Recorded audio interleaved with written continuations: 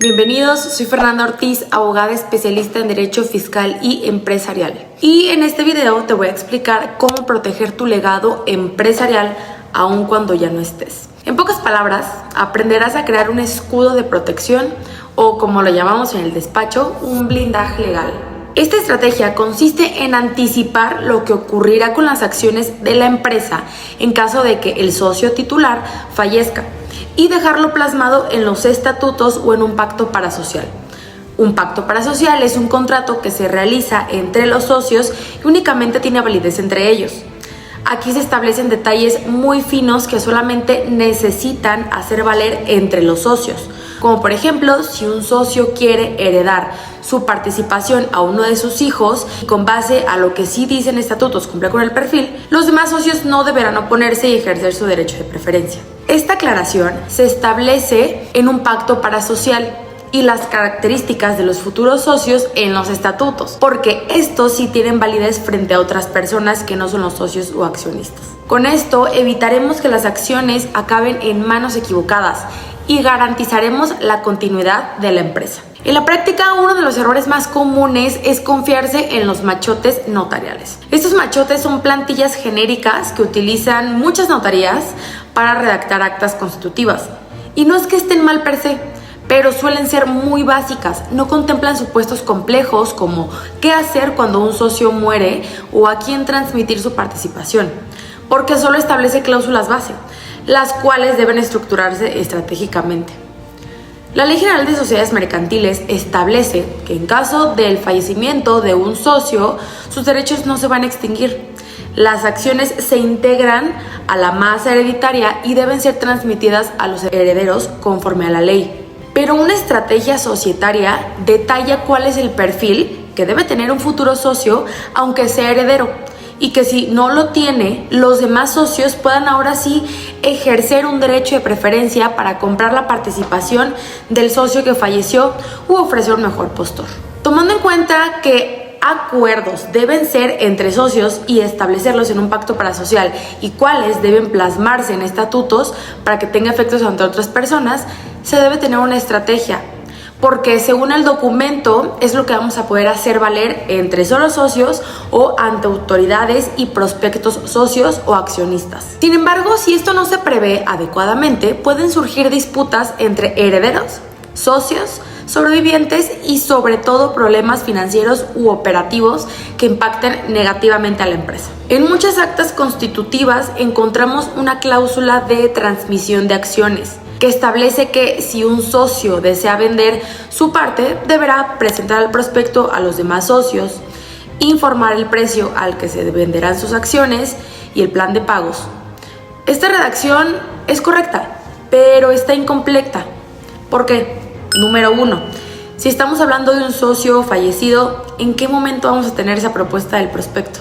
Entonces faltaría un elemento fundamental: las características profesionales, habilidades y valores que se esperan del nuevo socio. Y quizá en un pacto parasocial establecer que si no hay prospectos señalados previos al fallecimiento, los demás socios puedan tomarse la tarea de buscarlo y en estatutos señalar que en este supuesto los socios sobrevivientes mantendrán su derecho de preferencia si no se encuentra prospecto ideal. Y algo muy importante, se puede contemplar que si durante la sucesión existe un heredero a dichas acciones, primero se revise el perfil y que si no encuadra o si no se trata de una participación que solo reciba remuneraciones o rendimientos, los demás socios puedan comprar esa participación, darle el dinero a los herederos o vender un porcentaje a un mejor postor. Esto, como nos estamos dando cuenta, es en base a una estrategia. Recuerda que los socios son la empresa. Sus decisiones, ética de trabajo y forma de interactuar afectan a la reputación y a la operación del negocio. Ahora bien, vamos a explicar cómo funciona el derecho de preferencia. Este es un derecho del que hemos hablado en repetidas ocasiones durante este video. Y es un derecho clave, pero debe estructurarse estratégicamente. Este derecho es el derecho de preferencia que tendrán los demás socios de comprar las acciones al momento que éstas tengan que venderse, con la finalidad de preservar la continuidad de la empresa, así como de preservar el desarrollo de la operación como debe mantenerse. Es decir, están en primer lugar antes que cualquier otro postor. Aunado a ello, si se desea transmitir a los hijos para que se ocupe un puesto en particular, lo ideal es señalarlo en estatutos, porque los estatutos son públicos y tienen validez frente a futuros socios y accionistas. Por lo que al establecerse que esa participación se va a heredar en tanto porcentaje a los hijos o a uno solo, debe señalarse. Aquí el derecho de preferencia debe contemplarse para casos en particular. Por ejemplo, si otro de los socios no quiere transmitir su participación a ningún familiar tras su fallecimiento, podrá establecer que los demás socios tendrán derecho de preferencia sobre sus acciones, o en su caso la propia empresa, y pactar que entre todos puedan comprar su participación o elegir al mejor postor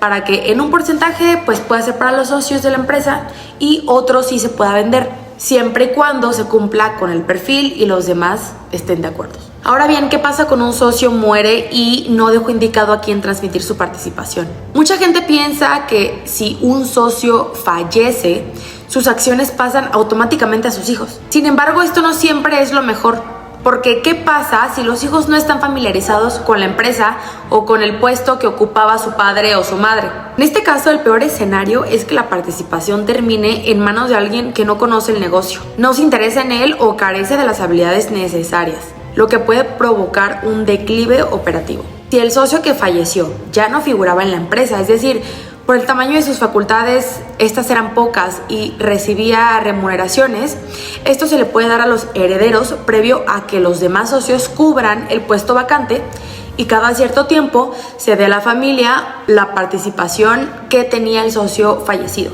Esto depende del caso concreto. O en todo caso, si los estatutos no dicen nada, los herederos heredan las acciones y pueden acordar con los socios restantes venderles su participación y recibir dinero en efectivo, en lugar de incorporarse como nuevos socios. Esto es muy conveniente cuando los herederos no conocen la operación. ¿Y aquí cuál es la estrategia? El secreto para preservar un legado empresarial tras la muerte de un socio se encuentra en fortalecer la cláusula de transmisión de acciones y en el derecho de preferencia, que debe estar contemplado en el supuesto de muerte. Si no la tienes en tus estatutos, te sugiero que lo hagas. Algo muy importante es que cuando se venden las acciones se deben determinar a su valor real al momento del fallecimiento del socio al que le correspondían. Si el socio desea transmitir sus acciones a uno o a varios de sus hijos, conviene establecer algunas condiciones. La número 1 es que trabajen en la empresa.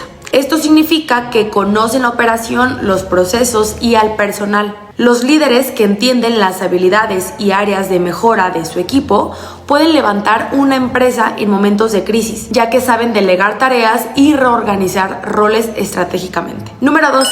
Que se hayan preparado para el puesto. Cada puesto requiere una visión y destrezas específicas. Hemos conocido casos en donde el hijo se dedicaba a otra profesión, por ejemplo, medicina, y al fallecer el padre tuvo que asumir la dirección financiera de la empresa sin experiencia.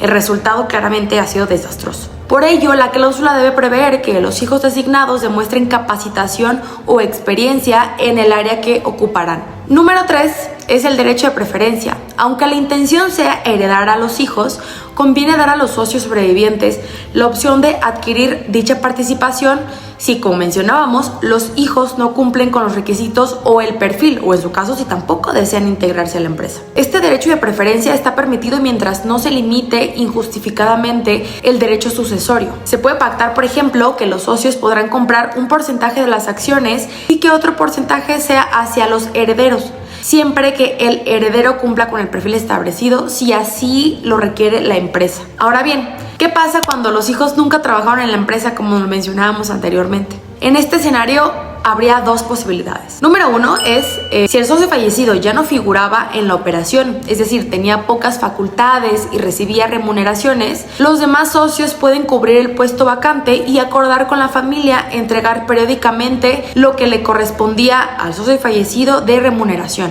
Número 2, los estatutos no dicen nada y los herederos desean vender. Imaginemos ahora ese supuesto. En ausencia de acuerdos, la Ley General de Sociedades Mercantiles dispone que las acciones se incorporan a la masa hereditaria para que los herederos puedan ejercer sus derechos. En primer lugar, deben acreditar su calidad de herederos y solicitar la inscripción en el libro de registros de accionistas. Ahora bien, los socios restantes pueden proponer comprar su participación a un valor de mercado justo. evitando que alguien ajeno entre sin intereses. El fallecimiento de un socio no implica la extinción de sus derechos. Sus acciones se integran al patrimonio de su herencia. Sin embargo, esto no impide que se diseñen mecanismos de control y preferencia en los estatutos, siempre respetando la ley. Ahora bien, ¿cuáles son mis recomendaciones finales para asegurar una transición ordenada? Número 1 es incluir en estatutos cláusulas que regulen la sucesión y el ingreso de herederos. Número 2, emitir y suscribir correctamente los títulos de acciones y mantener el libro de registro de accionistas actualizado. Número 3, incorporar las acciones en los testamentos de cada uno de los socios. Las acciones son bienes y derechos. Y número 4, establecer un protocolo de sucesión empresarial que detalle quién puede heredar, en qué condiciones y cómo se ejercerá el derecho de preferencia. Asimismo, evaluar el valor de la empresa periódicamente. Esto facilitará una venta justa si llegara a ser necesario. En resumen, planear la sucesión de acciones con antelación al fallecimiento evita conflictos, asegura la continuidad de la empresa y protege el patrimonio tanto de la empresa como de cada uno de los socios. Esto no es cuestión de dejar el legado al azar. Para ello debes de realizar una estrategia para que continúe el mismo. Y para ello debes consultar a un especialista y adaptar tus estatutos para incorporar estas previsiones. Si esta información te fue de mucho valor, no olvides darnos like y suscribirte para que tengas notificaciones en los próximos videos. Nos vemos en el siguiente video.